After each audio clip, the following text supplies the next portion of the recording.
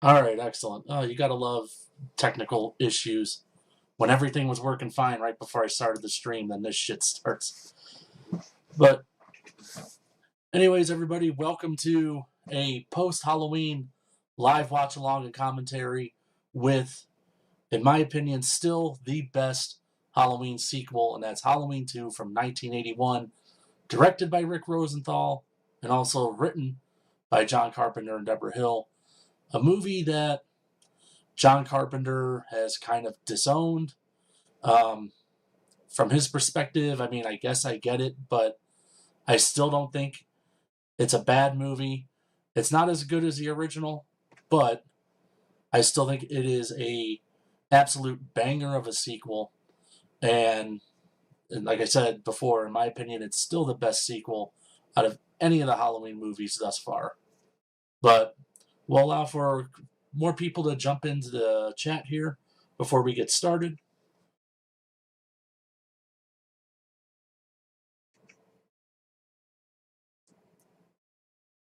When am I doing more of those kill ranking videos? I have one coming out next Friday for Thanksgiving, and then I'm gonna take a couple weeks off because it's my wife and my's anniversary, so we'll be going out of town. So I don't want to be worried about having to work on another video while we're off celebrating our anniversary. So yeah, be on the lookout next Friday for Thanksgiving kill ranking. Joseph, you're watching Danielle Harris and Halloween 4. That's my third favorite Halloween movie. So, and actually, I have this right here. Speaking of Halloween 4, I don't know if you could see it that well, but it's a mini poster that I actually have autographed by Danielle Harris when I met her at Albuquerque Comic Con just about 2 years ago now. So I have it in a frame, still waiting to put it up, trying to figure out a spot where to put it here in the office. I figure that's a nice little bit of show and tell for you. You want to do Phantasm and Sleepaway Camp? I've never seen any of those, to tell you the truth. I know a lot about Sleepaway Camp, obviously, just from people talking about it, but I've never seen those movies. Anna, you haven't watched Halloween 2 in about 20 years? My goodness. You got to pump those numbers up. She's on your bucket list. Dude, she's a sweetheart. I had a lot of fun meeting her. I confess that she's been a crush of mine ever since I was really little when I first saw Halloween 4. So, but she was awesome. It was a lot of fun meeting her.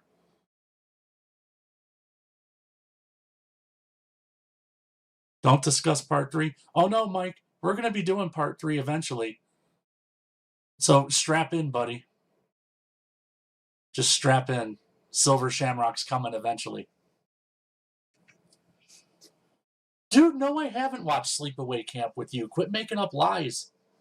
I've never watched it with you. I remember you renting it a couple times, but I never watched it with you.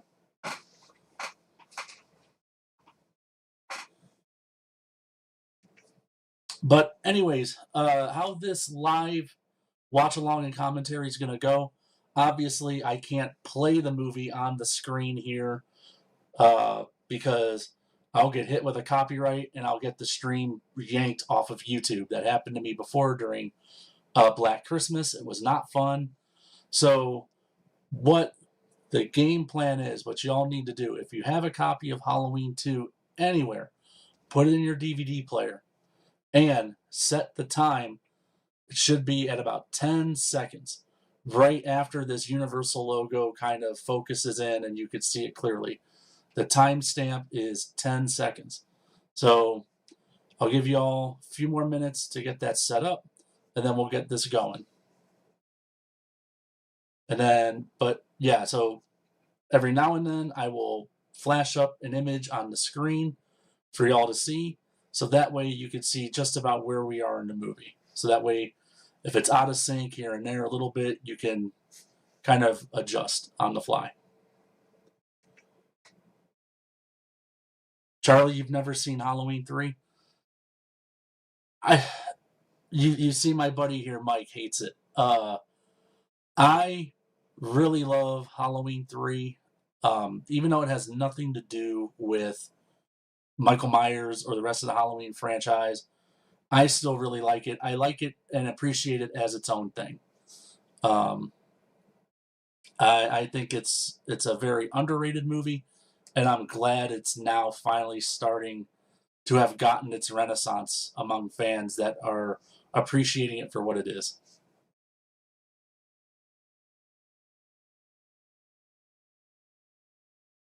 Danielle Harris is your favorite actress, and you want to meet her, dude? Yeah, I like I said, I highly recommend it. She's awesome. She's she's really super chill.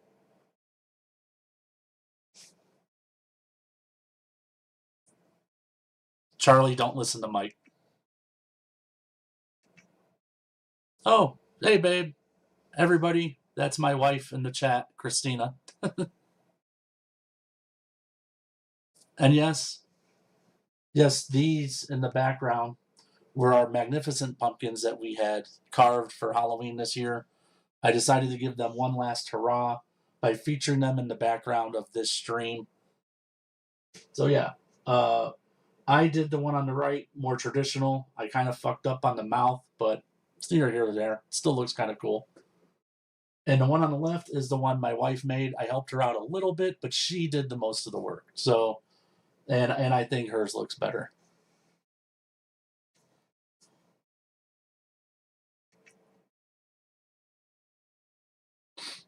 Anna, you just got Halloween 3 to watch tonight. You never watched it either.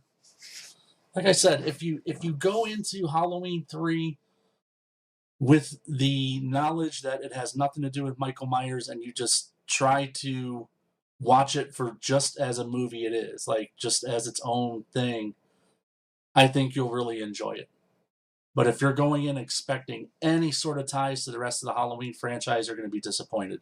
However, I will say the most recent movies, 2018 Halloween Kills and Halloween Ends, has more direct ties to Halloween 3 than the rest of the franchise does. So those movies at least try to incorporate little elements of Halloween 3 in those movies, which I kind of appreciated, actually, which I really, really appreciated.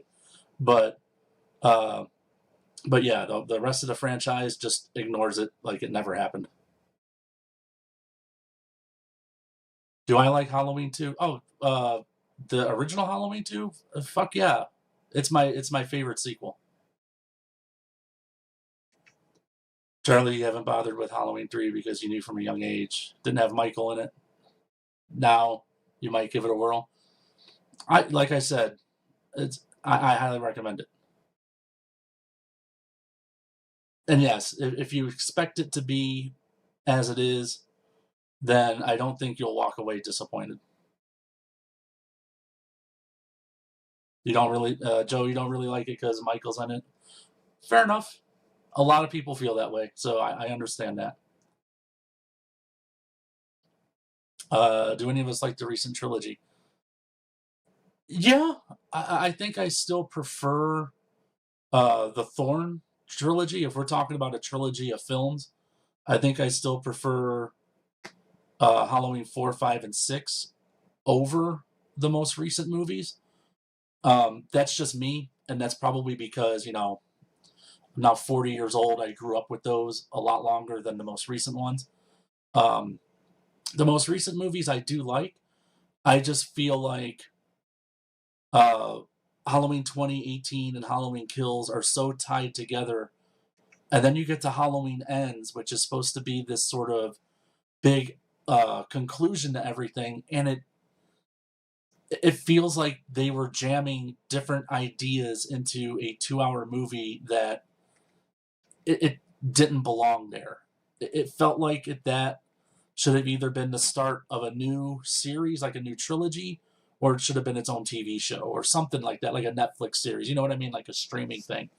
because I liked Corey. I liked where that storyline was going, but I just feel like uh, it it it just wasn't what I picture in the third act of a trilogy. Um, like I think in my review, I even equated it to like Star Wars. Like imagine you go through the original and Empire Strikes Back, and then all of a sudden Return of the Jedi, we shift focus to completely different characters and completely different stories, and then just try to wrap up Luke and Vader and the Emperor just in the last like 15 minutes. It just doesn't work. I appreciate the movie for trying something different and doing something different than what the rest of the franchise has done. I like that it was a little bit of an homage to Christine, but it is what it is, man. You know, a lot of people don't like it. I think more will come around to it, like Halloween 3 years down the road. But you know, what can you do?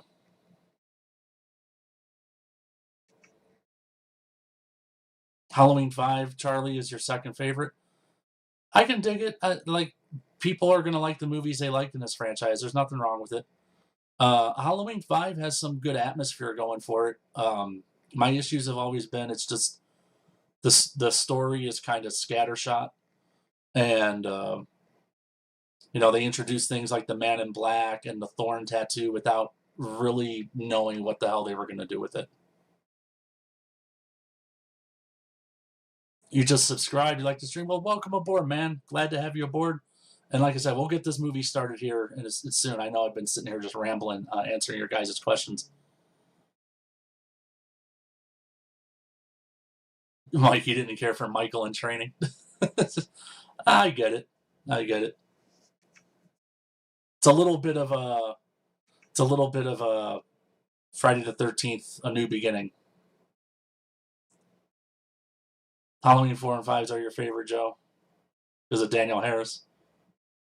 Yes, I mean she was. I mean, for as being as young of an actress as she was, I think she was she only 10 or 11 when she filmed both of those, or 11 and 12, and she carries those movies, especially the last act of Halloween 5 in the Myers house. That is, for the rest of the movie kind of being meh, that last act in the Myers house is fucking awesome. And you agree none of the new trilogy work together, but you like them as individuals movies? Yeah, I can agree. Yeah, like it just doesn't. I expected more cohesion, and especially after all that they were building up, I thought that the entire trilogy would take place in one night, and then the time jump is weird, but save that for another video. You just wish Miramax would have paid Danielle Harris what she wanted to be in Curse. Yeah, uh, it's unfortunate. There was a lot of stuff going on with she wanted to be paid, and you know her age, and then trying to get emancipated from her parents and all that sort of stuff. Like it was just unfortunate. I don't have anything against J.C. Brandy, who played Jamie Lloyd in that movie. She was just hired to do a job. Um, and I think fans kind of unfairly took out their frustrations on her. But, you know, I wish Danielle Harris would have been in it, but had she been in it, I don't know if I would have liked her being killed off in the first, 10 minutes or whatever it was.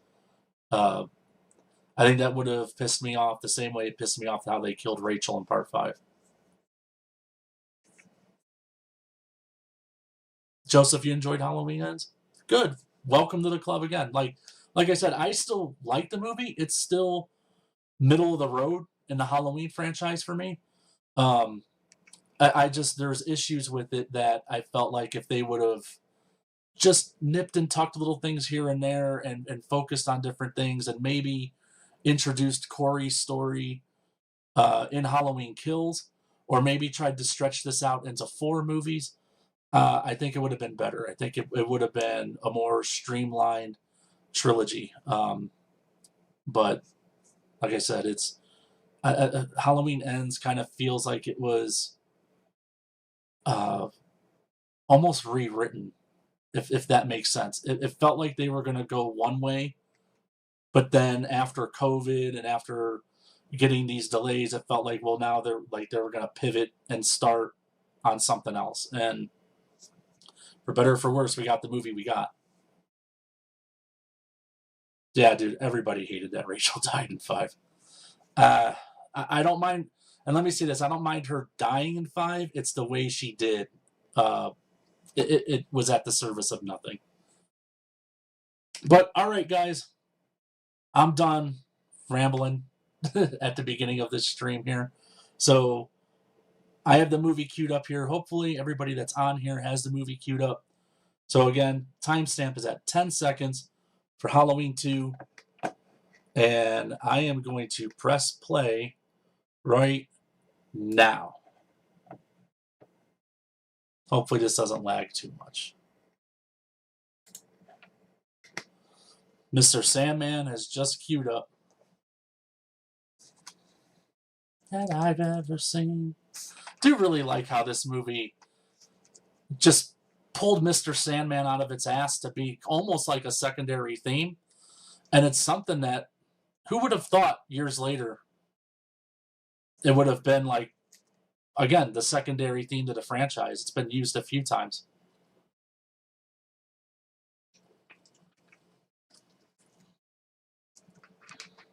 And here we are at the Doyle house,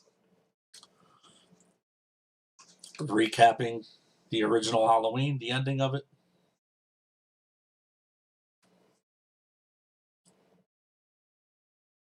Do you think they could go back and do a true sequel to Halloween 5, ignoring 6? Yeah. You know what? At this point, I wouldn't mind if they just went nuclear and just started everything over again. It's too much timeline twisting and interweaving in and out that I think give it a few more years and just start it over. You're going to go watch the rest of Halloween 4. Can't wait to check out the channel. All right, man. Go have fun. Thanks for stopping by. And thank you for subscribing as well. And there's Michael standing up. Move this over here. So we can see he's creeping up behind Laurie.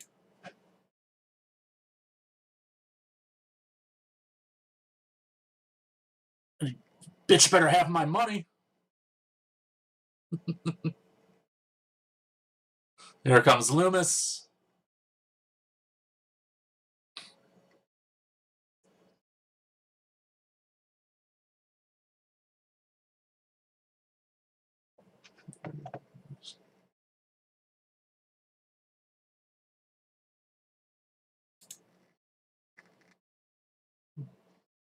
And there goes Michael right off the front.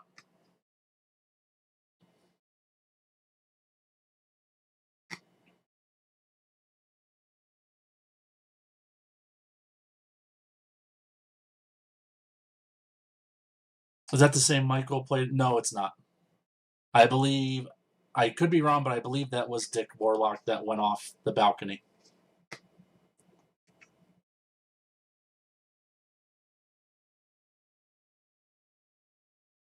Okay, so now here's the beginning of one of my issues with this movie.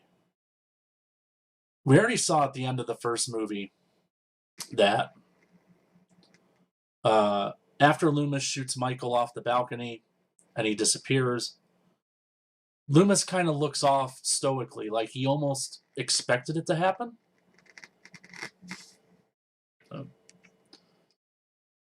But here, at the beginning of this movie, we see him like almost in like shock and awe, and then, you know, when he's spazzing at the end of the credits, this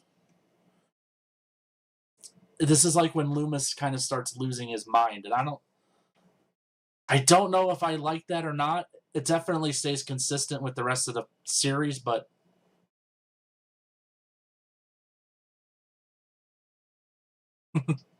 You don't know what death is.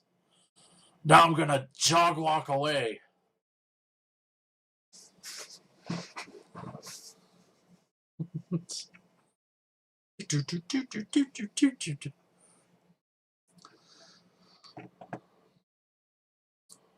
I know somebody asked me one time on my channel about ranking the actual intros to Halloween, like each movie, like ranking the opening credits. And I will have to say that I think Halloween 2, with this jack o' lantern, it might be my favorite. Whoops. And I especially like it when it pulls apart, and it reveals the skull. I think that's just so unique. That's yeah, I just like the imagery of it. This music never gets old. No, it does not. As far as I'm concerned, it might be November 1st, but it is Halloween all year round. I can listen to Halloween music at any time. Mike, you actually like Dick Warlock in this movie? I think he's all right. I like the only Michaels I don't like are Chris Duran from H2O and then Brad Loree from Resurrection. I think all the other ones are at least they're at least good to great. Um, I just can't get over robotic Michael in this. I know a lot of people like it, and it's sort of reset the template for Michael moving forward in the franchise and how a lot of people would play him. I just I still prefer Nick Castle, the original, and I still prefer James Jude Courtney. I think those two are the best.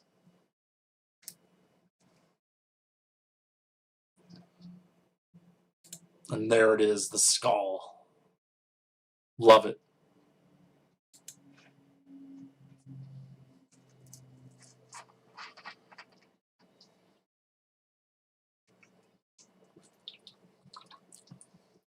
Don't mind me drinking here. My throat's getting parched.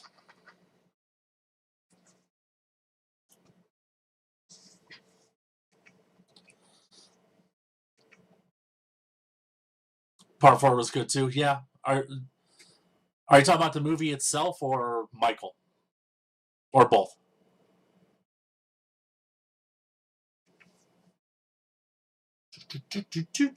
Directed by Rick Rosenthal.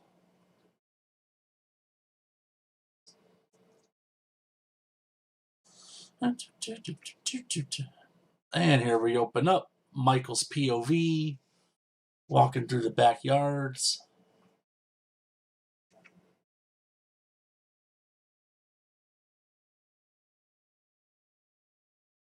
I always like this opening too, that we're seeing from Michael's POV as he's escaping. Max. Oh, part four is in your top three, and Michael too. Yeah, dude. Part four is a great Halloween movie. I just wish the mask was a little better.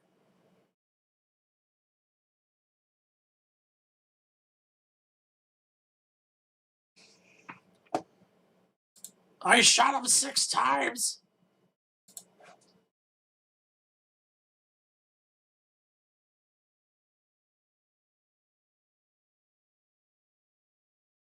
Pizza Dude is there. You're gonna go watch that. And Halloween 2. Might pass out after your pizza. Did I hear you? I eat and I fall asleep. Oh, well, have a good one, sir. Enjoy your pizza. Enjoy Halloween 2. And if you pass out, sweet dreams. From the US all the way to you in the UK, sir. Take it easy.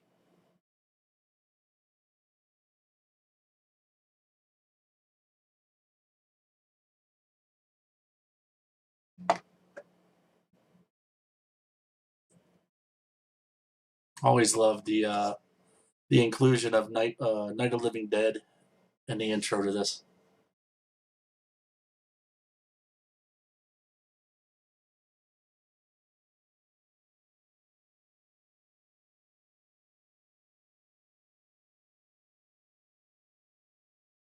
He picks up the knife.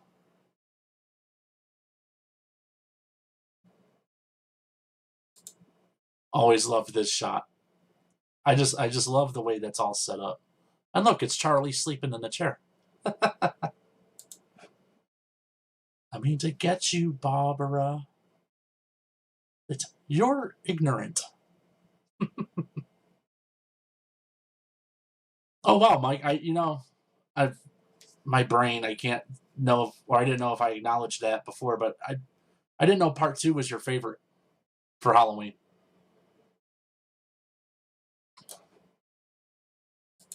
And here we go, Michael, slow robotic walk. It's just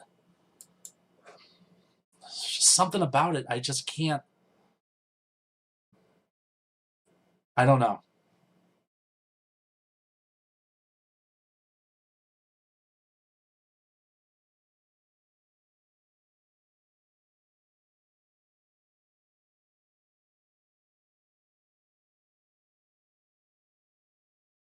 But even though John Carpenter disowns this movie, there's still so much.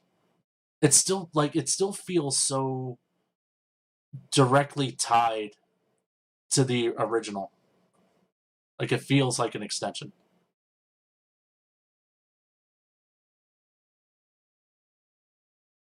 I love how happy she kind of looks, or when she suggests that Mr. Elrod has started beating his wife.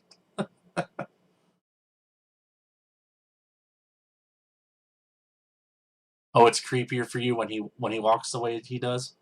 Okay, I could see that.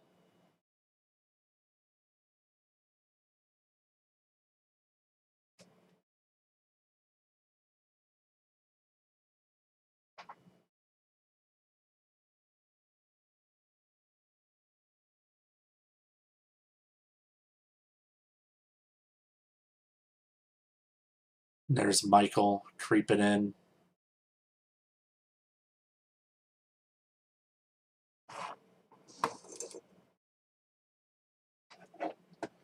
You know what I never put, or I never really gave much thought to in the beginning of this? There's the reports and everything with the news reporters out in front of the house of where the murders took place, and all these reporters are talking about the victims and where they're at. You're just now hearing the sirens showing up.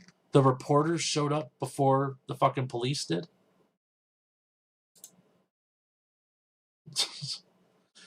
Gotta love her, uh, you know, her non-peripheral vision there.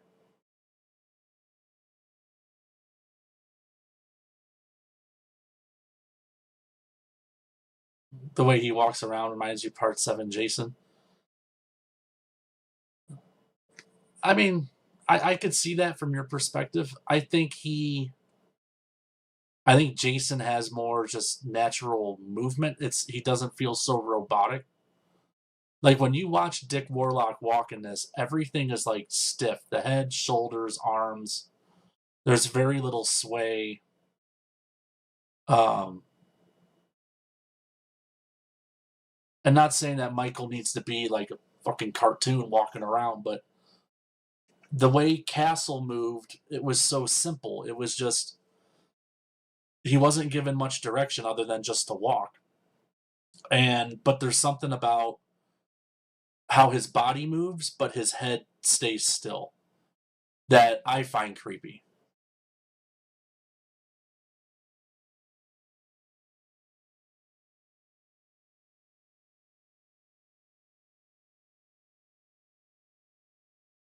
And there's a load, Lodi. There's Laurie getting loaded up in the ambulance.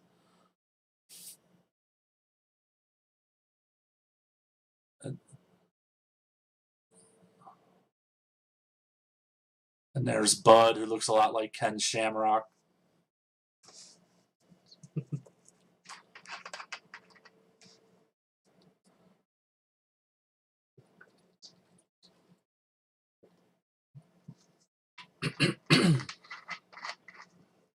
Okay.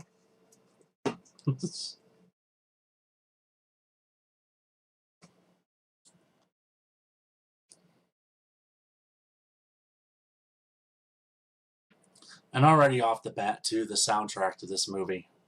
It's essentially just a redo of the soundtrack to the original, but I like the synthesized version of this.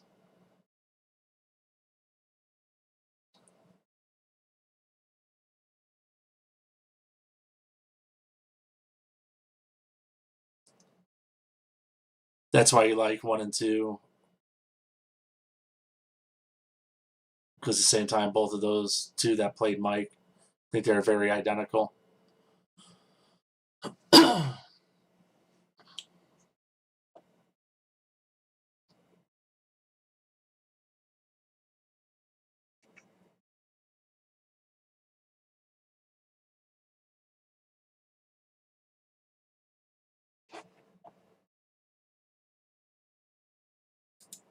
And there's Laurie being unloaded at the hospital. Sorry if it's lagging on the thing there. I don't know why.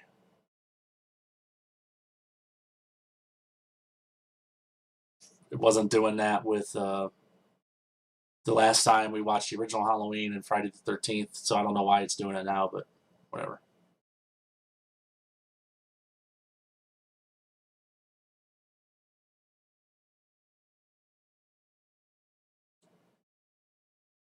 Talk about robotics. I need to go back and look at how he gets into the car. In which scene? Like when he steals it?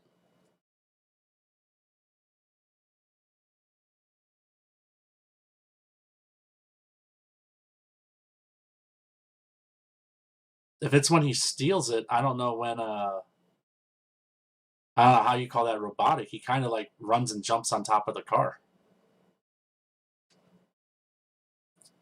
Oh, and there's Dr. Drunk.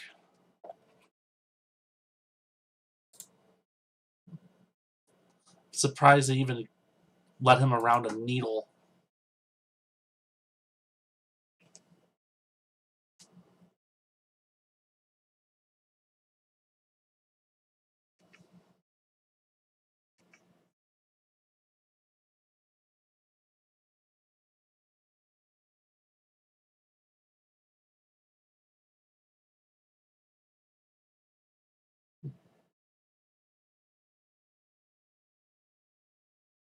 Please don't put me to sleep. I'll be out for the majority of this movie just lying in a bed. That's another one thing that, as I've gotten older with this movie, watching it more and more, it starts to bother me a little bit. Not completely, but the fact that Laurie is such a non factor in this movie for the majority of it because she's just holed up in a bed. But I mean, it's like Halloween Kills in a way, I guess. Halloween Kills did the same thing, just put her in a hospital bed.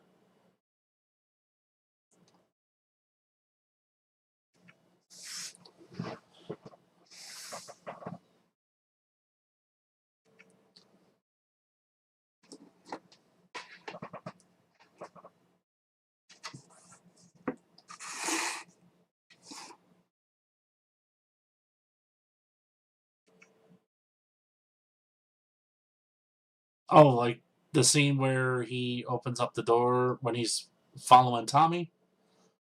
I mean, yeah, it's one scene.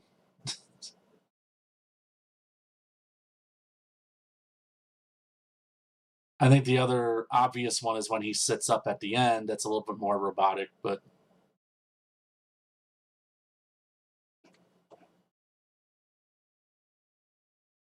oh, here comes Loomis's crowning moment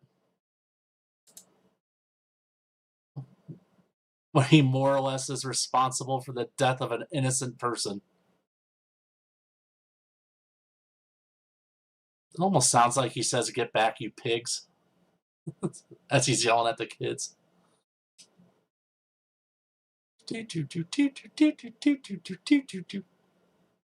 Here we go. Whee!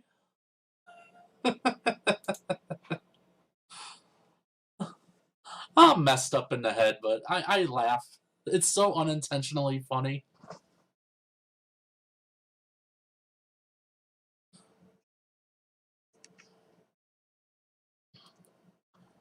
And actually, uh, keen observers here, I believe that's Dick Warlock in the background as the police officer.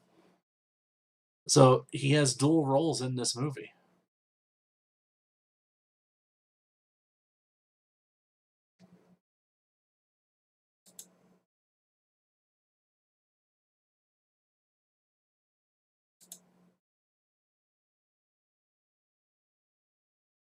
Like I could be completely wrong, but I think that's Dick Warlock.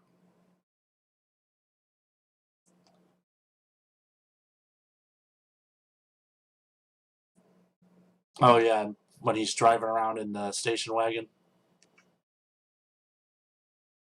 I mean, there's definitely like in the original, he definitely has unnatural movements that feel not human. Excuse me, but I feel like Warlock pushes it a little bit farther than he should have, and I think even he uh, has since like after the fact kind of agreed to that assessment as well. Like he's come out and said, you know, nobody told him to play it any differently when he was filming it.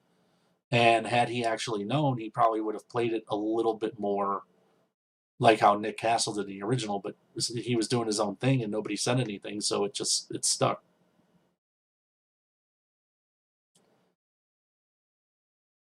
And here we get the first of many scenes of Jimmy creeping on Laurie.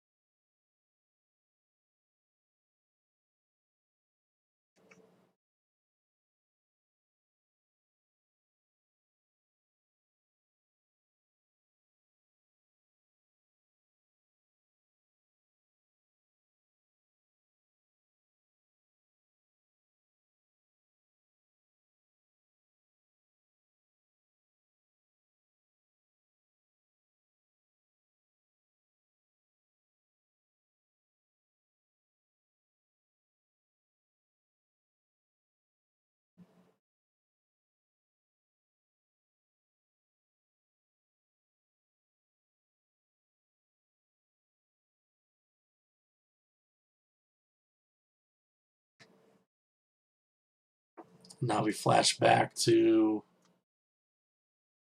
it's not the Toil House. I can't remember the house now. Shit. Where Annie and them were in the original.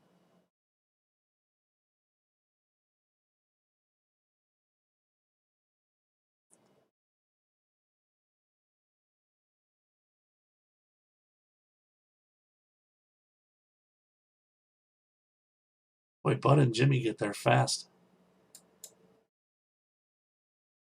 And then we see Brackett identifying the body of his daughter Annie. Nancy Loomis and her brief little cameo in this movie.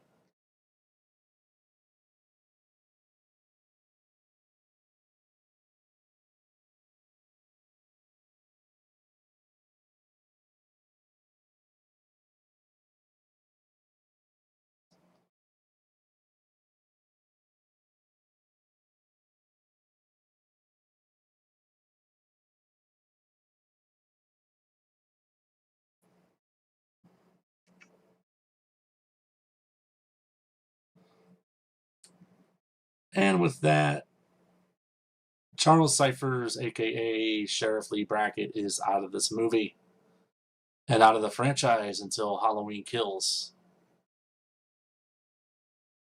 I really wish he maybe would have hung around in this movie uh, and played up a little bit more of a man out for revenge type of role. But I do like Officer Hunt, the guy who takes over for Brackett in this movie. I wish he could have been used more. in like Halloween 4 or 5.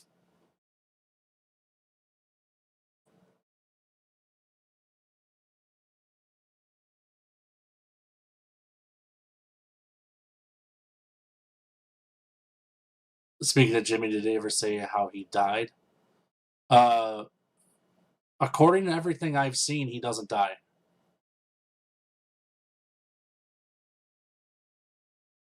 There was the ending was kind of chopped where he's in the ambulance with Lori. You can find that deleted scene on YouTube where he kind of sits up because they make it seem like it's Michael, but when he sits up, it's revealed to be Jimmy. Um, but I believe he slips on the blood, knocks himself out, has a concussion, walks to the car, and then just passes out again. Everything I've looked up it doesn't include him as part of the body count.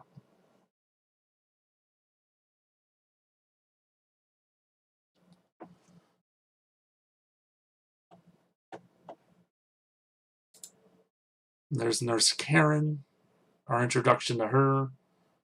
And like I said in my kill ranking video, she complains about bobbing for apples at this party, and then later on, she dies by Michael dunking her in a tub of water. Who said, I love the irony of that.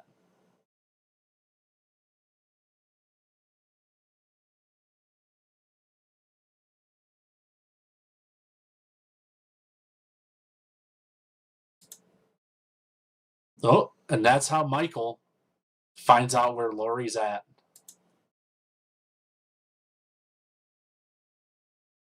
And now he starts his slow walk to Haddonfield Memorial. And another fun fact for any of you Halloween aficionados, you probably already know this. This little strip where Michael is walking in front of was actually the same strip that Dr. Chalice walks in or is walking through in Halloween 3 in Santa Mira.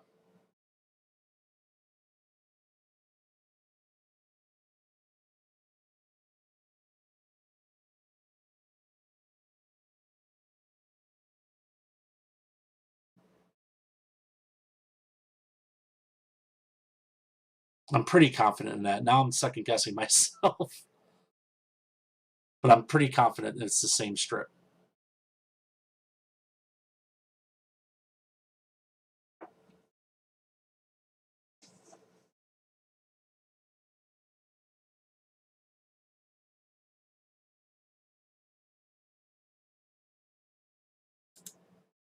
And here we get the shot of Michael in the rearview mirror, face looking like a potato.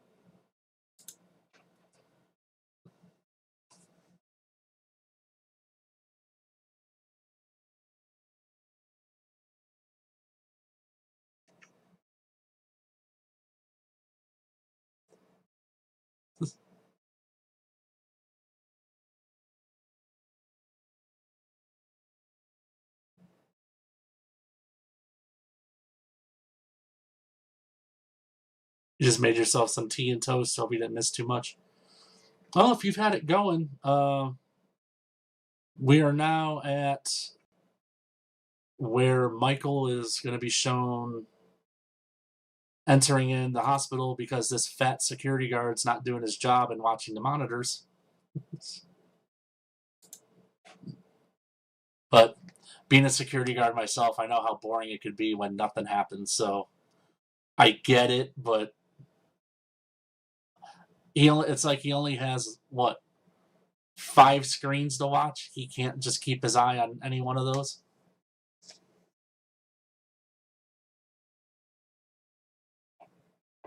Oh, it's early there. Where are you from?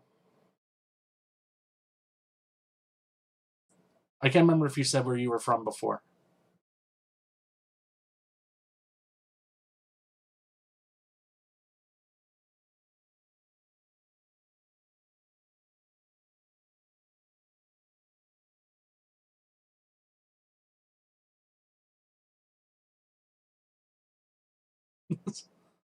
I love Bud in this movie.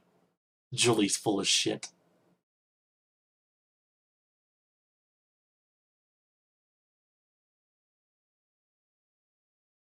Sorry. I guess I just fuck up all the time. Bud and I share a lot of similarities. Every other word out of our mouth is either hell or shit or damn. Oh shit, you're all the way in Korea. Wow. This is the first time I think I've ever actually interacted with somebody from Korea. But welcome to the channel. Oh, but you're originally from South Africa. Okay. That's cool.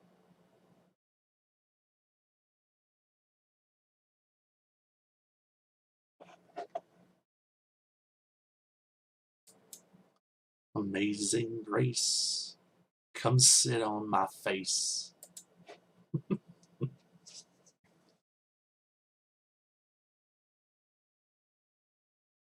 What time is it there in Korea? You said it's early.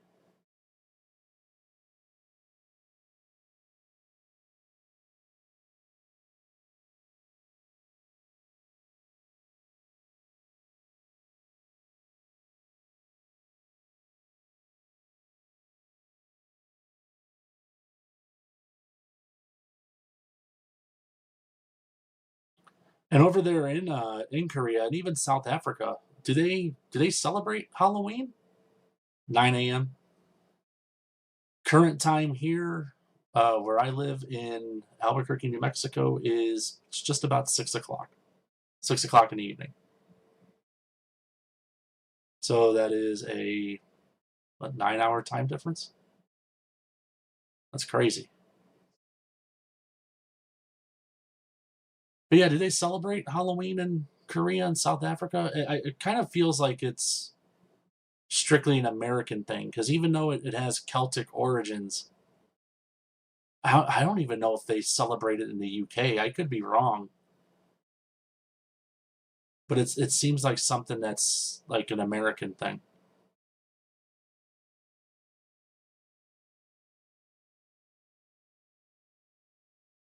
Summertime. Oh yeah, I wasn't even thinking about that because of the southern hemisphere. Yeah, it would be creeping in the summer. It wouldn't be fall there.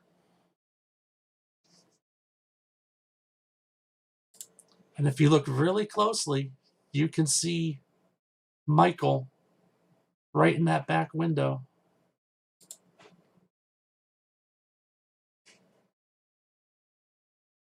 In Korea, it's catching on because of all the foreigners.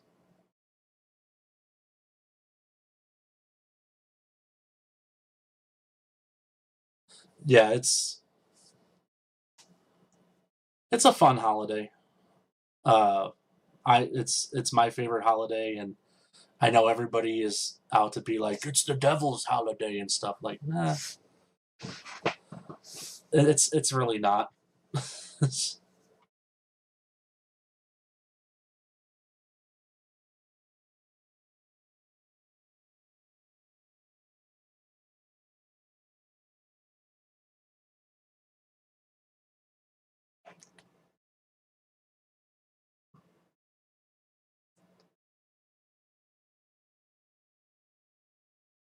All right, people, I'm going to show you the scariest thing in this movie.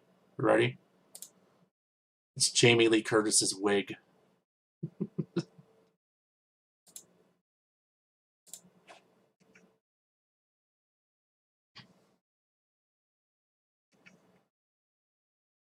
It's your favorite too. Tis the season to be spooky. Yeah, it's just I I I can't put my finger on why like I love Halloween so much. I think it is just because of that. It's a time to be spooky. Like I love having fun and scaring people. I just love I think like the macabre sort of tricking and treating sort of thing around the holiday. It's just a lot of fun and it's a time to like really bask in horror and horror movies, I guess. I don't know. I mean, I watch horror all year round, but it just it feels more right during the fall and especially during October. Welcome back, Joe. If you're wondering where we're at in the movie, I'll pop it up here in a second.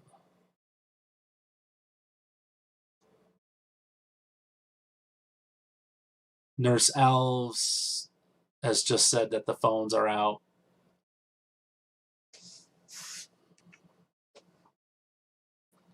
Your dream is to be a YouTuber? Just go out and do it, man. It's, everybody gotta start somewhere. My channel is still relatively small, and I've been doing this for since late 2018. I think one of my first videos that came out was for the 2018 movie, so Halloween.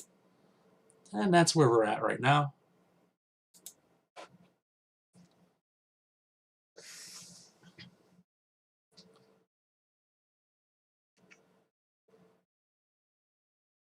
And yeah, it's, and make no mistake, it could be a lot of fun doing YouTube. It could also be there could also be a lot of frustration to it too. It all depends on what you want to get out of it. There's times where, like I love doing it, but if I'm honest, there's times where, you do get a little burnt out and you got to take a little bit of a break and do things on yourself. Like you just can't be a slave to your channel. That's the way I view it. Do I have a video of me meeting Danielle Harris? No, I don't. I should have had my wife or her friend videotape it when I was meeting her. So, funny story, when I met her, my wife still makes fun of me for this to this day. We walk into the Comic-Con, into the convention hall, and I'm walking around trying to, spot the different people I want to see and meet and everything. And when I round the corner, I see Danielle Harris. And I'm like, oh shit, there she is. And I got so nervous, I didn't want to go up right away. I actually had to walk around the whole convention hall and work up my nerves to walk up to her table and ask for her autograph. And my wife was just laughing at me the entire time. She's like, you're such a dork, but it's adorable. I'm like, I can't help it. I've had this crush on her for years, and you finally within she's right there, and you get a chance to meet the person, so it's a little overwhelming. But that all went away when I started talking to her. She was awesome. And then right next to her was Scout Taylor Compton, Laurie Strode from the Rob Zombie Halloween movies, and she was equally as awesome. I talked with her for great length about Halloween and the Texas Chainsaw Massacre video game she was working on at the time. And she even invited me to come back and sit with her at the table and talk more. But I couldn't. I was in a time crunch. I had to get into convention and get out because I had to go to work that evening. But I told my wife, I'm like, if I had the time to do it, sorry, babe, I would have been sitting there talking with Scout. Forgive me, but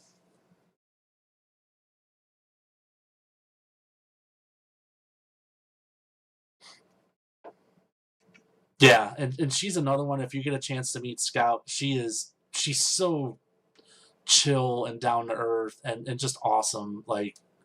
I have nothing but great things to say about her as well. I really like the first zombie Halloween movie. Halloween 2 is a little but it's not her fault. I think it's just the writing, but her performance is amazing. She does such a great job. But maybe before the end of the stream, I think I have it somewhere back there. I have a poster that, like the Halloween 4 one, it has her autograph on it. Has a bunch of the cast from Rob Zombie's Halloween on there.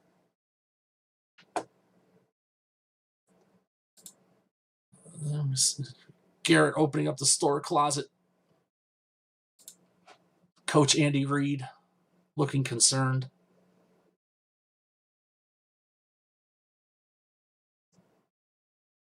Yeah, both of them were great in those movies.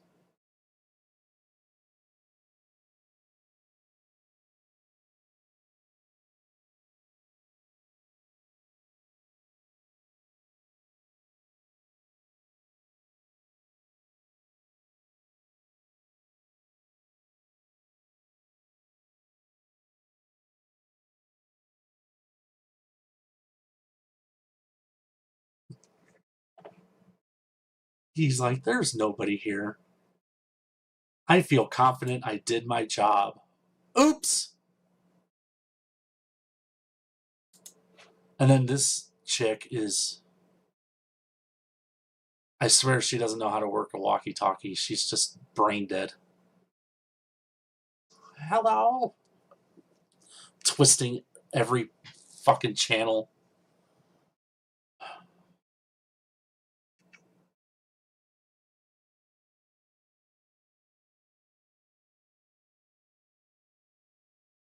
You don't think the hospital atmosphere is not as creepy or fun as Michael around the houses?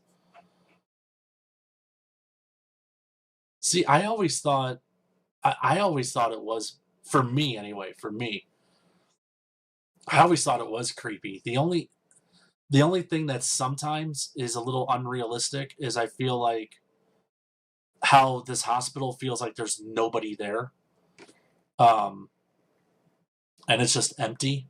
But again, this was filmed in 81, supposed to take place in 78.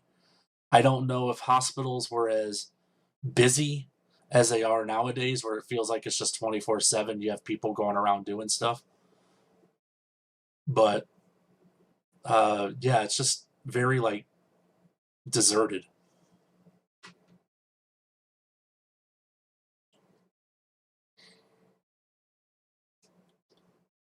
Scarefest in October 2025. Gonna be nervous meeting her. Yeah.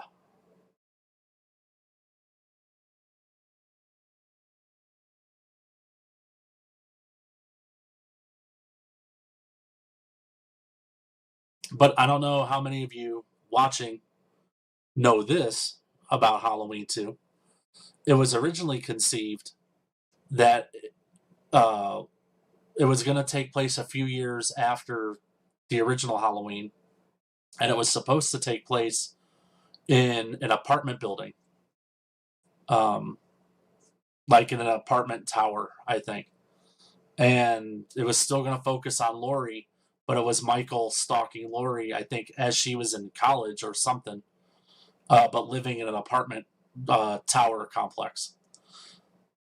So when you see that and you know that, you can kind of see a lot of the similarities between that and what they ended up morphing it into, which is the hospital.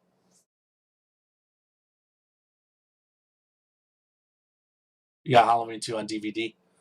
I had it on DVD along with Rob Zombie's Halloween 2. I had them all, um, but I converted them all to the Blu-ray sets that came out. And then I have 2018 Kills and Ends on Steelbook Blu-ray.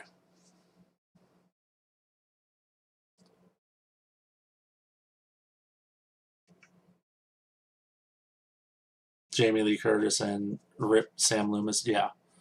And this there's something that's been missing from this franchise ever since Donald Pleasance passed away.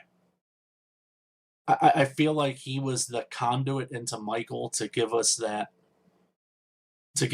insight into him and into his evil, as we see in this scene.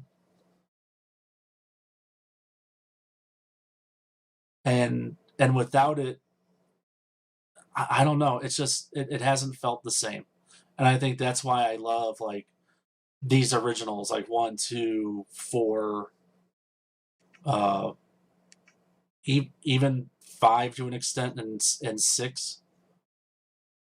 I just felt like in Marvel recently in Deadpool they talk about anchor beings of franchises. I feel like Donald Pleasance was like an anchor being to this Halloween franchise, even more than Jamie Lee Curtis.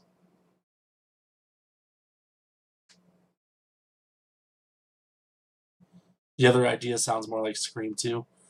I've only seen Scream 2 once, and those are movies I need to sit down and watch and probably review and do rankings for on this channel. Uh, I only saw Scream 2 once, and it was in the theater when it came out. So I barely remember what any of that. Like, I kind of remember. I remember who the killers were and how it ends, but I couldn't tell you half of what happens in that movie. It's just all kind of a blur. I remember not liking it as much as the original.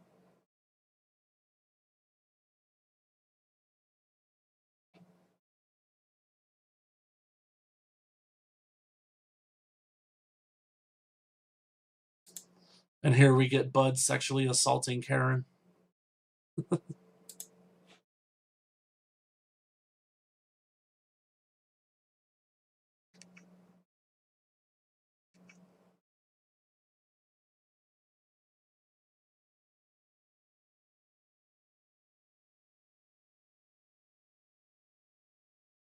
The Scream movies are all fun. You love them. A lot of people do. My wife's best friend, she's a huge Scream fan. She loves that series. From what I was always told, Scream 1 is really good, and which I mean, I've seen that movie a few times, so I really like that one.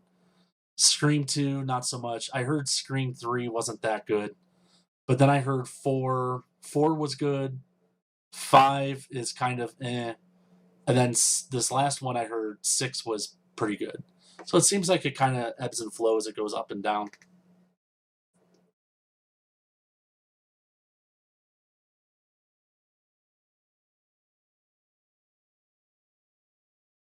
You haven't watched the new ones because they killed off a beloved character. It's too upset. I get it. Jamie's such a great character. Yeah, she is.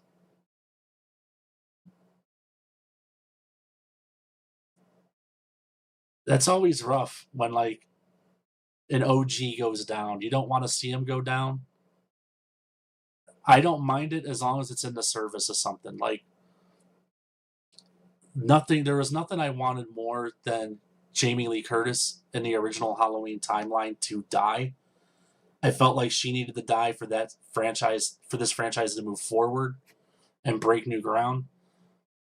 I just wish they would have done it better in Halloween Resurrection. Killing her off in the very beginning, I thought was just a real kind of slap in the face and a disservice to her character.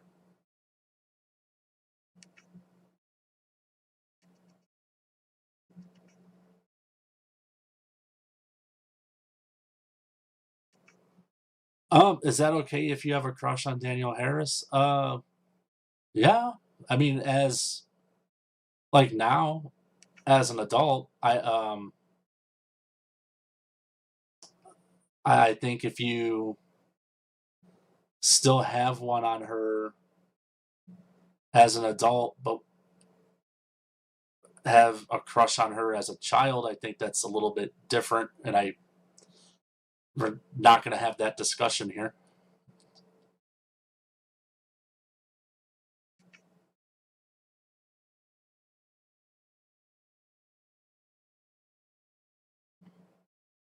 Right? See, yeah, it's just there's nobody there. And now, granted, it's Haddonfield, Illinois. It's not like it's Chicago, so maybe just because it's a suburb, it's a smaller town. It's not going to be that dense of a hospital to where there's going to be a lot of people there. Um,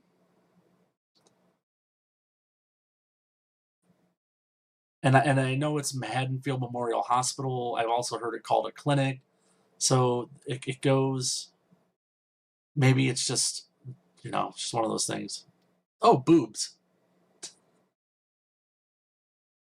Sorry, Karen just took off her towel, and I'm a man. I see boobs. I get distracted. So this is where we're at in the movie right now. A little make out in the hot tub. Or in the therapy pool. I'm sorry, it's not a hot tub.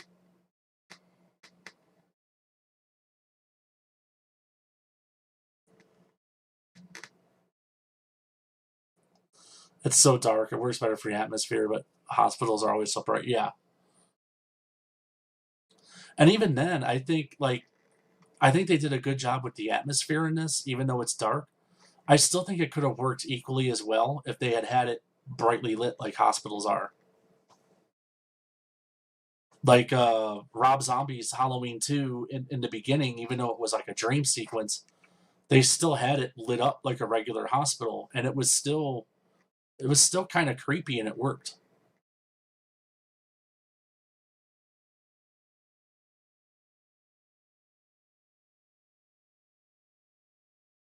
Yeah. Yeah, she was in One Life to Live. Did you also know she was in Free Willy? Sorry.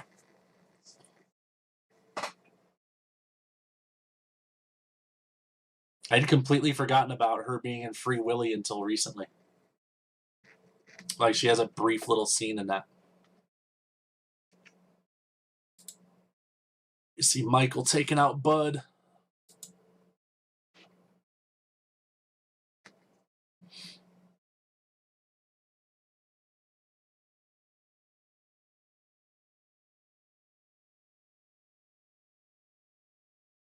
You got the movie? You got Free Willy?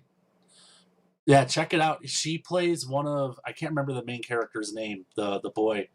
She plays one of his friends, like one of the asshole friends he hangs out with in the beginning.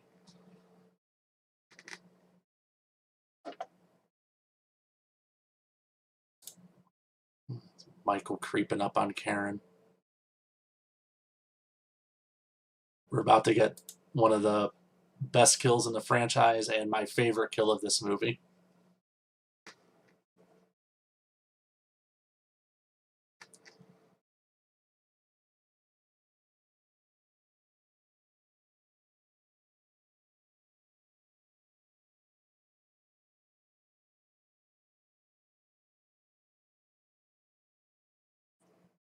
That's so gross, her just sucking on his fingers.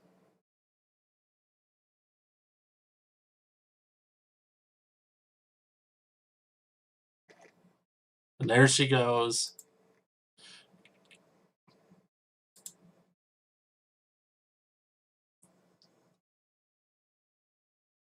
See, Michael he's not about getting blue balled. Maybe if she would have sat there and kept sucking on his fingers, he wouldn't have killed her. But when she stopped, he was like, "Nope, time to die." Oh, it's such a brutal death.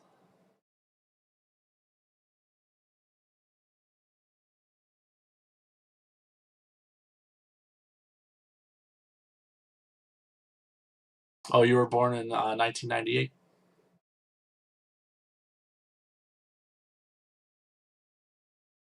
Yeah, dating myself, but I saw Free Willy in the theater, so.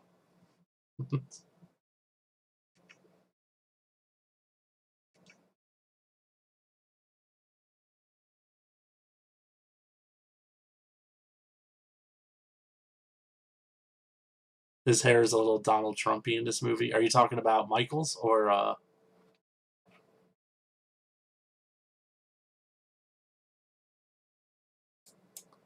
Samhain?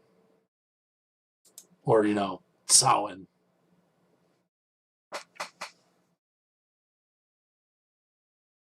Although, I know it's pronounced Samhain. Then Samhain just sounds better. I don't know. Maybe that's just me. Michael's hair looks Donald Trump.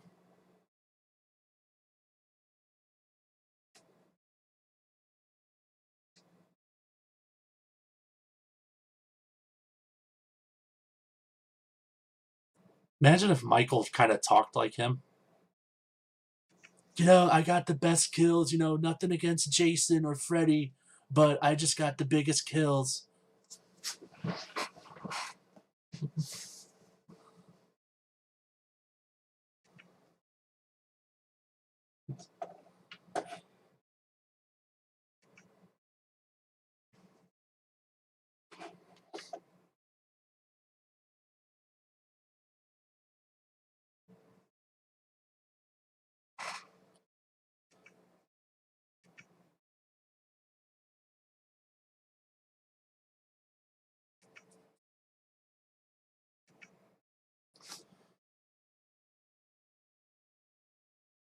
And there we have Nurse Chambers back to collect Loomis.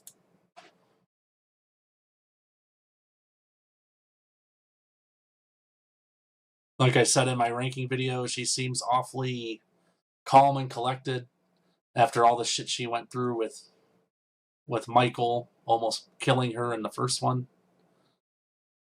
which timeline wise was only less than 24 hours previously.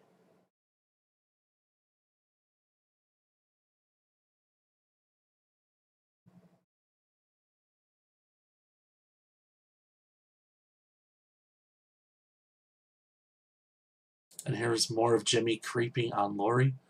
This dude just needs to stop. Just it's almost uncomfortable.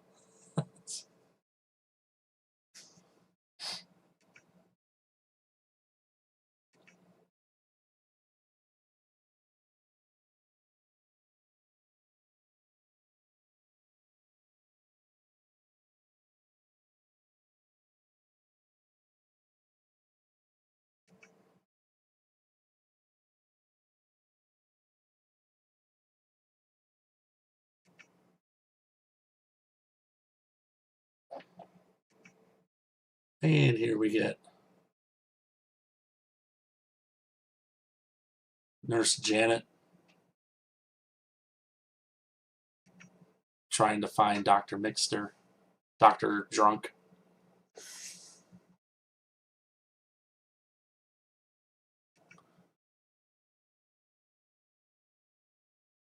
And I do like this whole sequence too. It's just very, it's creepy. This doctor has one hell of like an office.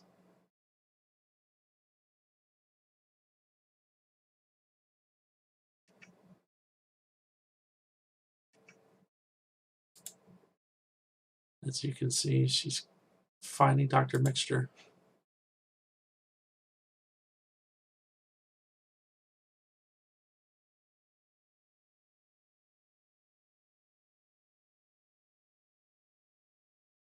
And she spins him around and see he has a hypodermic needle stuck right in his eye.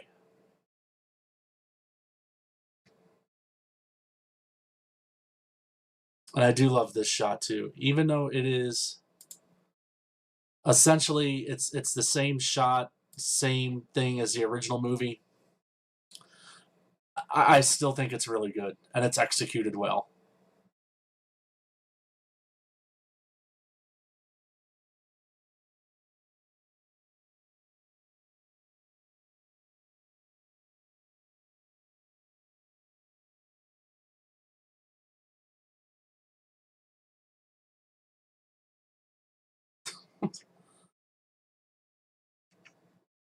he, he runs weird.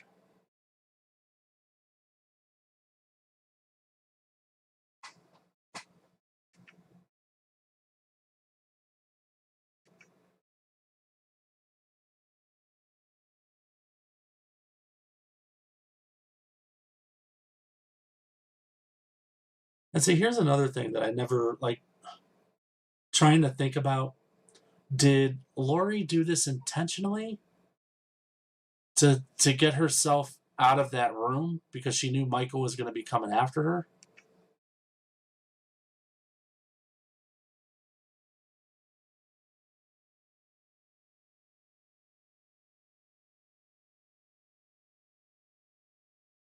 Or did she like legit like pass out and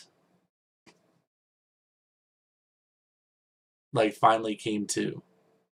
Because that's like some marine shit where she like slows down her heart rate or pretends to be like having a reaction. I don't know. And she gets out of there pretty fucking quick too, considering Michael's right there.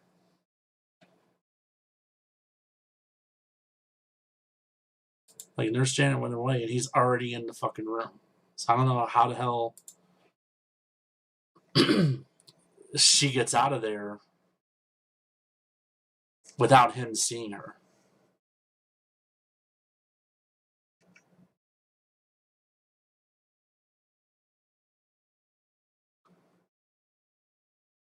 And Michael's leaving.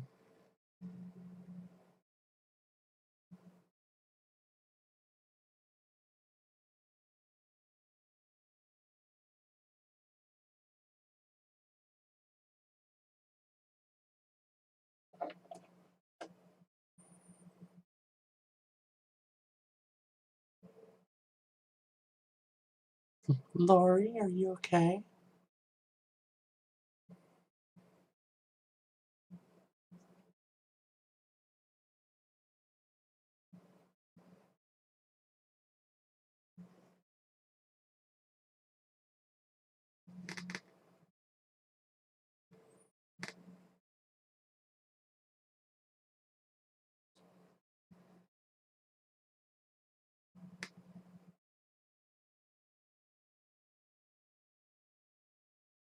I noticed they've reused a couple shots here of Laurie walking down that hallway. Same thing with Michael going down that long hallway in the dark and going through the door. I think they use that later on. Love that shot too.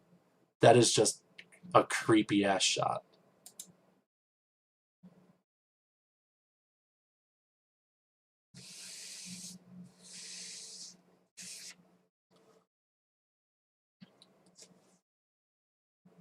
Like I said, there's just so much. There's just so much I like about this movie. That for all like the little faults it has, I feel like this movie does do things right. Or there's a lot that this movie does do right. And I know, like I said before, how John Carpenter disowned this movie. Um, and I know the recent trilogy made it a point that Michael and Laurie weren't brother and sister. But I actually don't mind that familial tie in this. I feel like in movies, you got to have something to keep advancing the story forward little by little. If things are just stagnant, especially with characters, then it becomes the same movie done over and over and over again. And to me, Laurie Strode and Michael will always be brother and sister. That's my head canon. That's what I prefer.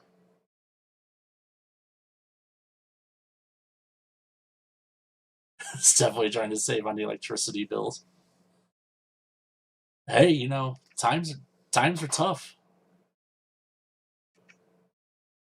I'm sure they had to sacrifice a couple people that were on life support. Like, hey, it's either this or we can't pay the bills, so we got to pull the plug.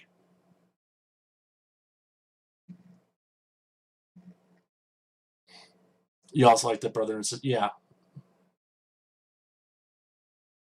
Like I said, I get why they did it in the recent films, why they kind of retconned that. Um, but I think you could still keep them brother and sister, and you can. Uh, you didn't have to go the whole Celtic cult magic rocks thing like they did in Halloween 6. I think that was a step too far. But uh, giving Michael a little motivation that he wants to kill his sister and is going after her, I'm okay with that. I like it.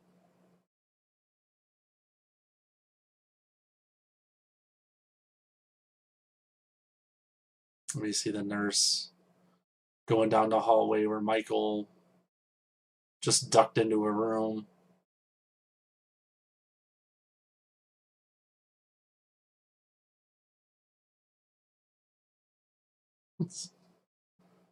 Why would Mr. Garrett, the security guard, just be creeping around in patients' rooms?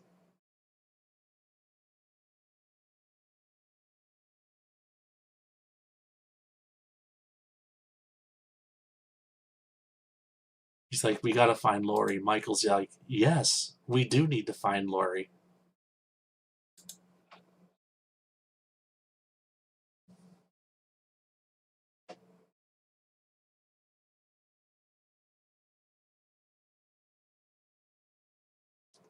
I do like that shot of Michael just creeping in the back, his silhouette or his shadow there. Just, yeah. See, it's moments like that, like, and I think that's a lot on Rick Rosenthal as a director, but I think that's also a lot with Dean Cundey as a director of photography, maybe having a little influence there.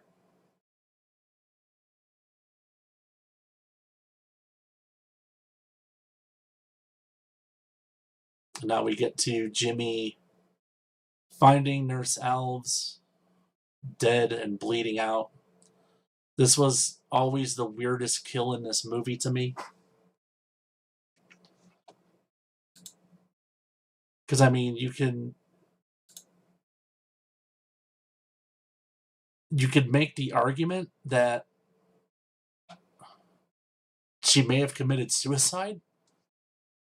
I mean, I just think it's weird. Like, if you actually think about Michael, like, knocking her out with an anesthetic and then finding the vein and puncturing it and putting that tubing in there and letting it drain out, it's just so weird. Like, I can't picture Michael doing that. Just like I can't picture Jason in Jason Goes to Hell, like Jason strapping a naked man down to a table and shaving his mustache in order to French kiss him. Like, it's so, like, I just can't. So even though that kill is attributed to Michael and he probably did do it, you could make the argument too that maybe she just committed suicide.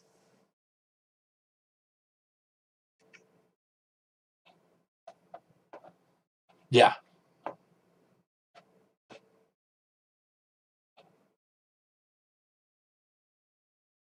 exactly. And I think that's the problem with a lot of modern horror. When you get directors who don't know how to properly set up scares and set up tension and suspense, they just rely on jump scares all the time. And when you're a viewer, you become desensitized to that, and the movie's not scary. Case in point, the Friday or not the Friday 13th, the Nightmare on Elm Street remake. That was essentially just jump scare after jump scare after jump scare. There was no suspense. There was no tension built up. Like, the original had so much mood and attitude towards it, and it really built up a lot of suspense and led to jump scares. Whereas the remake just kind of bludgeoned you over the head with it to where it stopped being scary within the first 5 minutes. You were already over it because you just expected it. Yeah, that movie's terrible. Nothing personal against Adam Marcus as a filmmaker, but his idea that Jason is a deadite from Evil Dead is completely fucking stupid. I do not like it. I do not prescribe to that. I think anybody that does is they don't know Jason and they don't know Evil Dead. But here we go.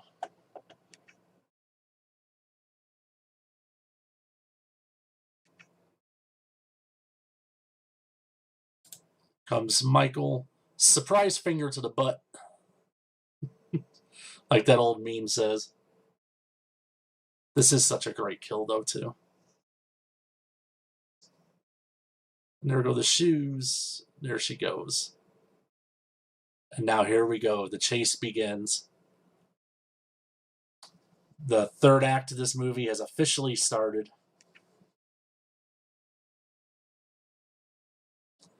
And Mike, if you're still hanging around, this is where I'll agree his slow, robotic, methodical movements are creepy.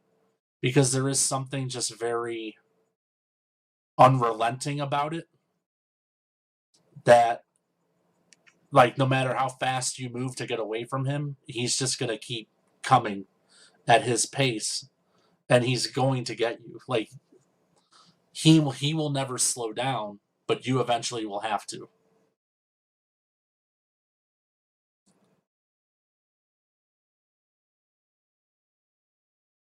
You didn't watch the Nightmare remake? It's not worth it.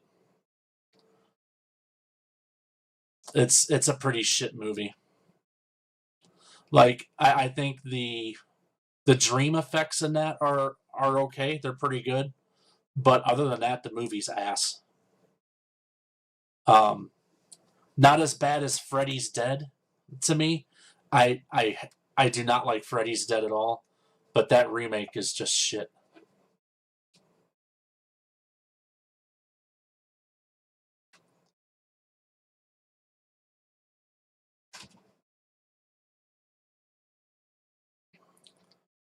And here we get Laurie trying to escape through the window. Michael swiping at her with the scalpel. I remember I have memories of watching this with my mom, and that part always got her. I think just the idea of your feet kind of kicking and trying to get through the window, and there's a blade just trying to swipe at you. Yeah, it's that always freaked her out.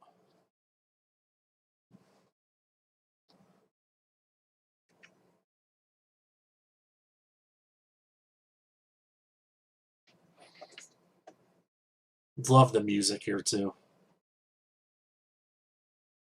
Yes, I agree. The music is perfect here.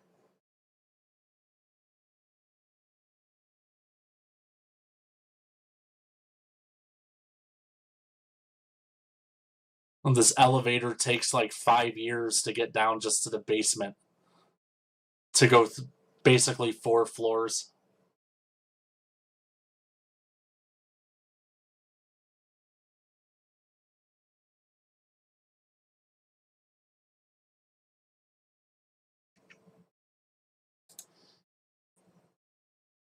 And she just barely gets away.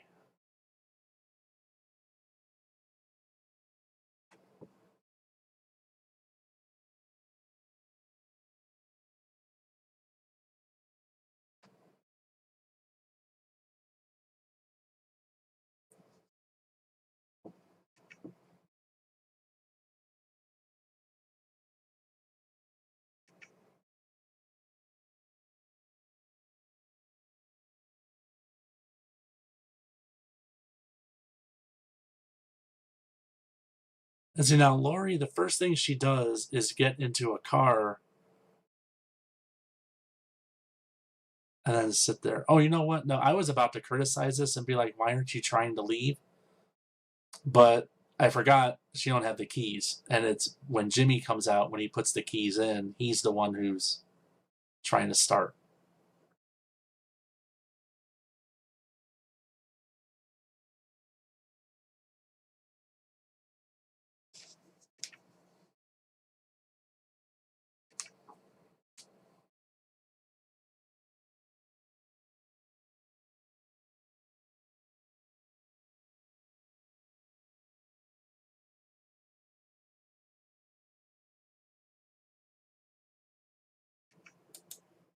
And then we see Loomis with Nurse Chambers, the deputy driving out of town.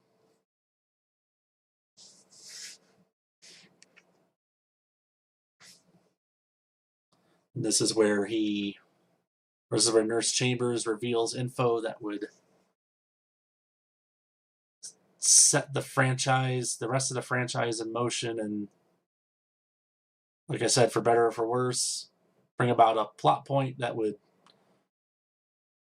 anchor this franchise for years to come.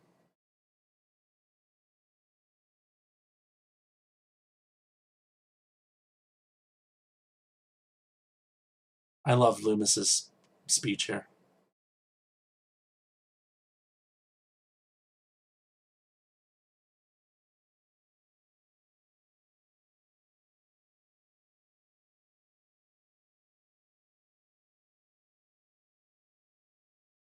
See, like I said, it's moments like that. It's monologues like that I'm missing from the newer Halloween movies.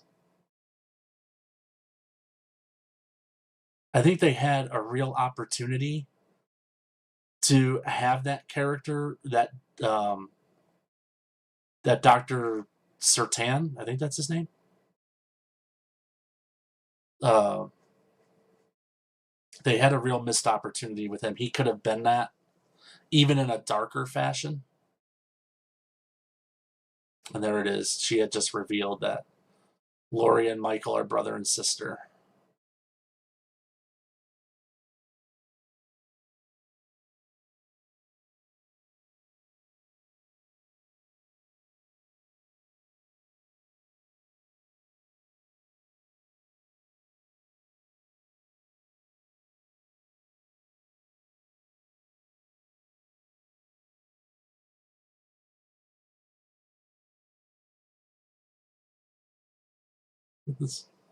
And this is where Loomis just loses his fucking mind.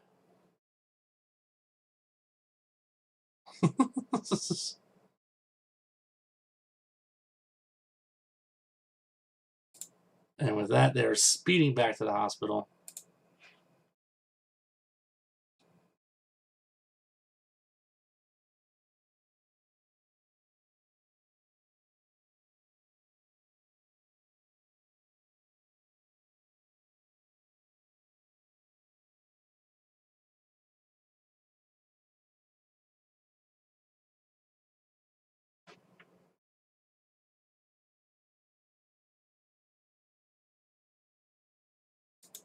There we see Jimmy.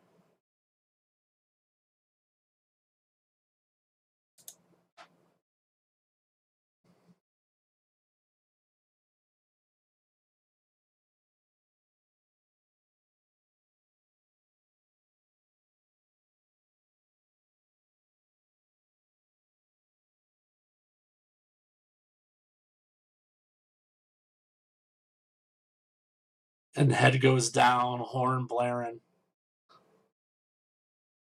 Like, you gotta be so fucked. Like, that would suck so much.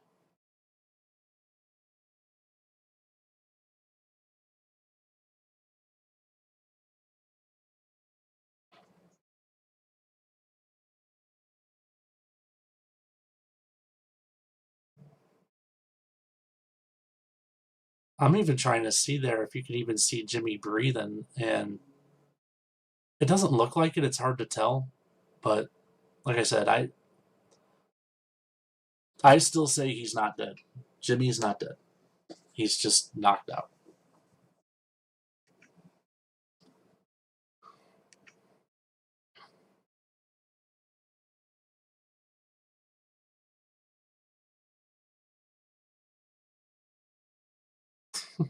What have I got to lose except my job? Well, you could lose your life.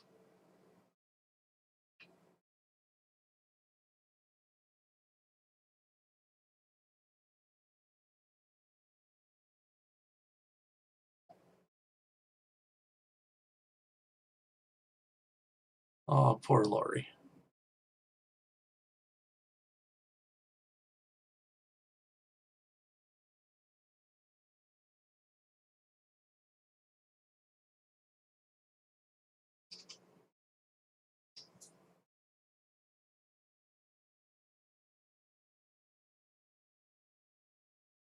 Lori's getting back to her feet.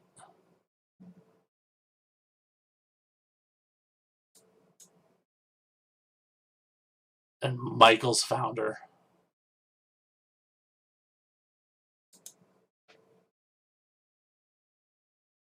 And now we kick off the climax of this movie.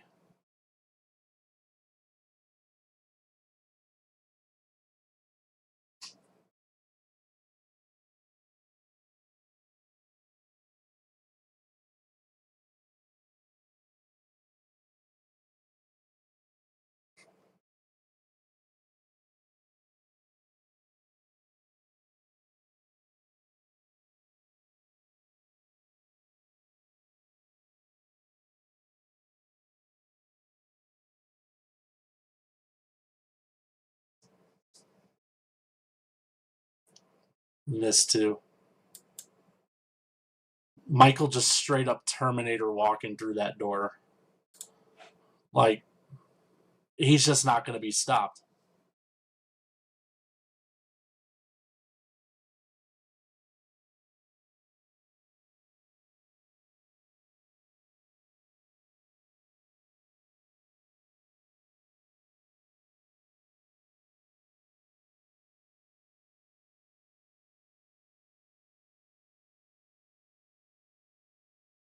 And this guy.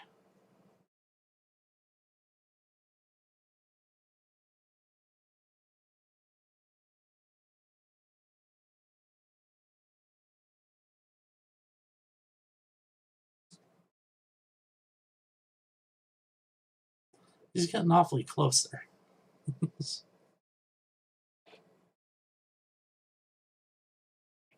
Get away from him.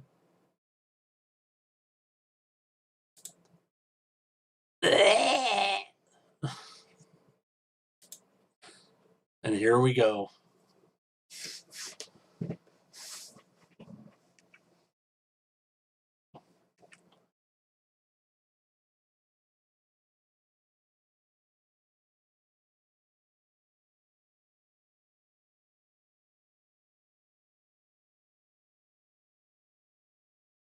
I love this last little chase. Like this whole ending sequence, aside from Michael getting shot in the eyes, which, like I've said in numerous videos, the back of his head would have been blasted apart.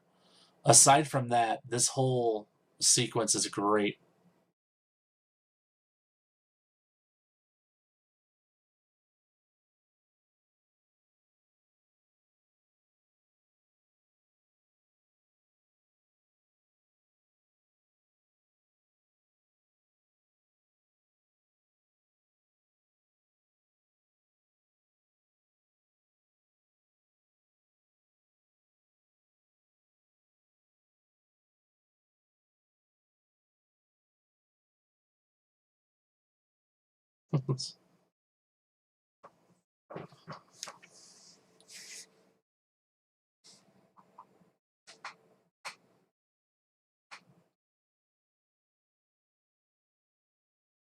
All right, get him back into the corner.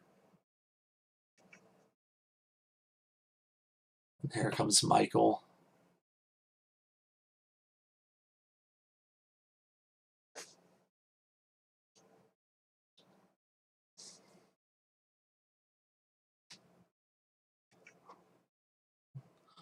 Michael peeking in.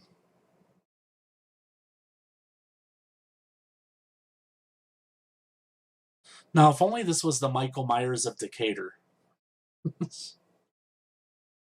then it wouldn't be as scary.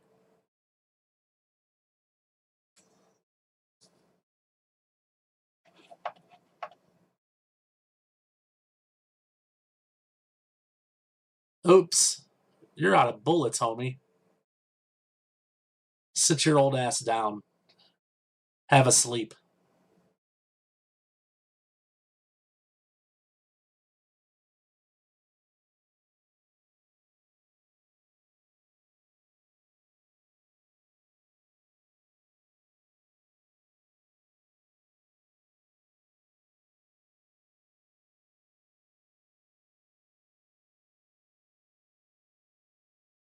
And I love that moment where she calls his name and he kind of stops, gives that little head tilt of a look.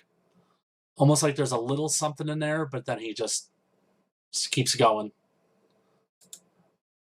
Yeah.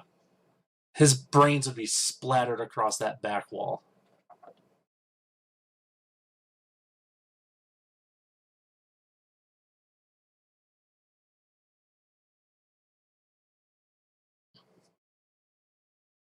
And like, if she was to have legit shot his eyes out, I think they could have done more in putting makeup in his eyes to look like there were just holes and blood was leaking out. Because you could still clearly see his eyes closed and the blood dripping over them. So it makes it look like he was shot above him, but there's no bullet holes. So, whatever. It's just me nitpicking, but that's always kind of annoyed me.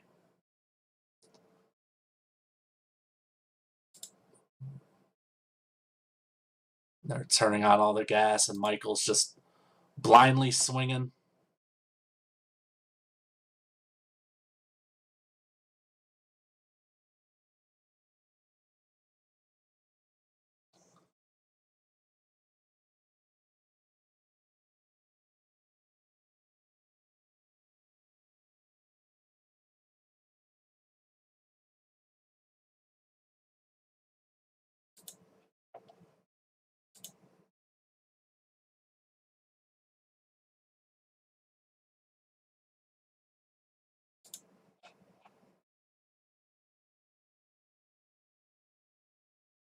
It's time, Michael. Boom!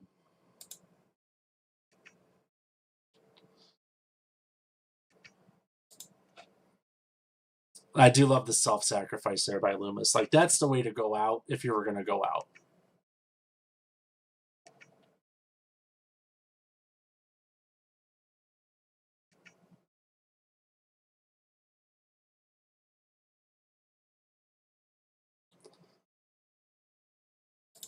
But it's not done. Here comes Michael, 75 pounds heavier, crunching through snow.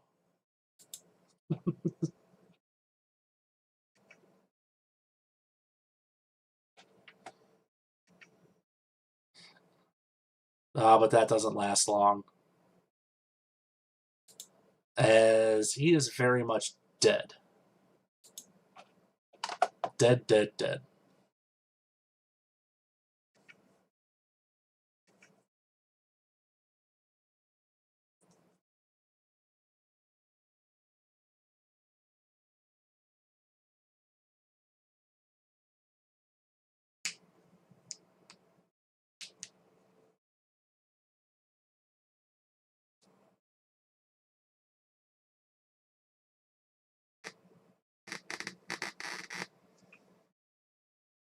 WWAR, WAR.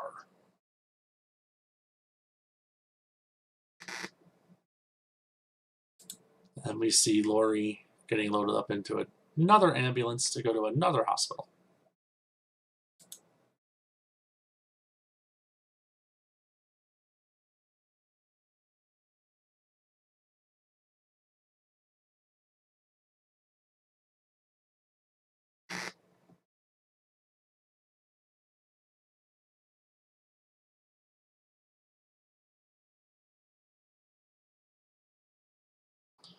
And she's driving away into the fog, driving off into Silent Hill.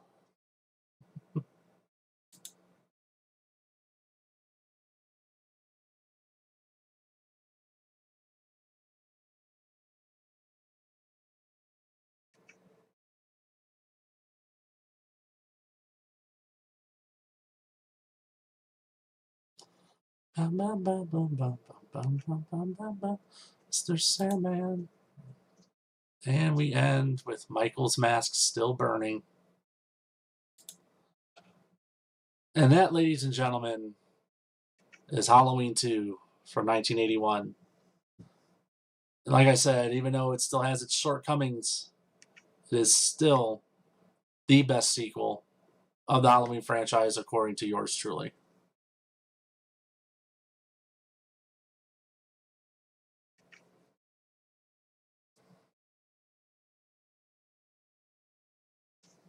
But I want to thank everybody who did stop by. Who did stop by and just chill and watch a little bit of this movie with me. I want to thank Joseph, the horror guy, for stopping by. Anna, it was nice hearing from you all the way from Korea. Mike, if you're still hanging around, it was nice seeing you. And for everybody who wasn't here live and you're watching this after the fact, I hope you had fun watching this. Like I said, I always treat these things as we're all just kind of hanging out. Like if you came over to my house and we're hanging out in the living room watching a movie, that's kind of how I treat it. Like, I'm not going to sit here and try to break the movie down scene by scene.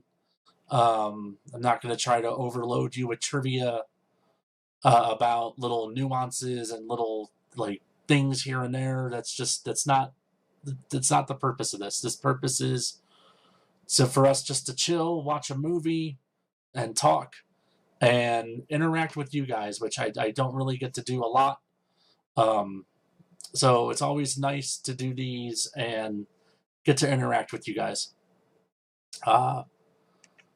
So I think if I'm going to be planning another one, the next one that I think I will be doing is in December, because I believe there is a Friday the 13th coming up in December. So I got to figure out if I'm going to do it on that day and then which Friday the 13th movie we're going to watch. Because the last one we watched, it was Friday the 13th, the final chapter. So got a whole bunch to pick from. Maybe we'll watch part 6. Maybe we'll watch part 2 or part 3. So I may leave that up to you guys. I may put that as a poll, what you guys want to watch. But yeah, thank you for checking out my live stream and commentary of Halloween 2. And like I had mentioned earlier, another kill ranking video will be coming out after this next week for Thanksgiving. So be on the lookout for that. Yeah, I'll just give the credits here time to wrap up, and then we'll end this live stream.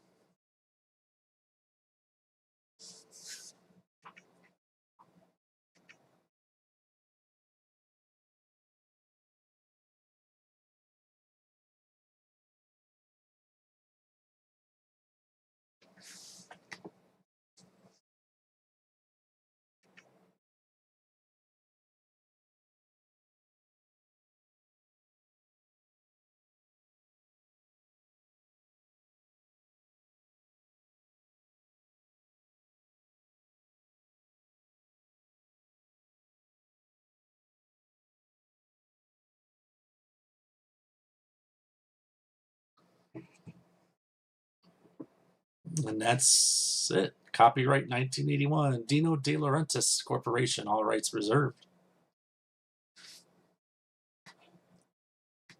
As you can see, that's where we're at.